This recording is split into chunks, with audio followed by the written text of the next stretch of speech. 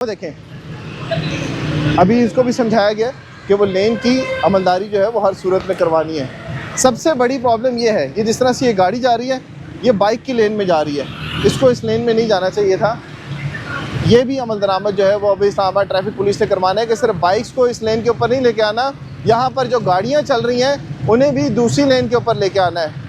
तो इसके ऊपर भी आप देखेंगे कि इस पर भी सख्ती से एक्शन लिया जा रहा है। अब इन लेन्स के ऊपर जो चल रहे हैं उनके खिलाफ भी कार्रवाइयाँ होंगी। जो बाइक्स की लेन के ऊपर गाड़ियाँ चल रही हैं उस पर भी अमल दरामद कराना होगा। ये देखें, एक और बाइक पकड़ लिया इन्होंने और इसको भी इस लेन के ऊपर लाया जा रहा है। तो इस तरह की अब कार्रवाइयाँ आपको नजर आएंगी। ये देखें, एक तो इसने हेलमेट नहीं पहना हुआ, ये देखें, अभी ट्रैफिक एहलकार ने इसको रोका है और ये कहा है कि हेलमेट पहनो, और ख़ास तौर पे जो है वो इस्लामाबाद के अंदर दाखिल होते हुए इस तरह के अमल दरामद कराने ज़रूरी है।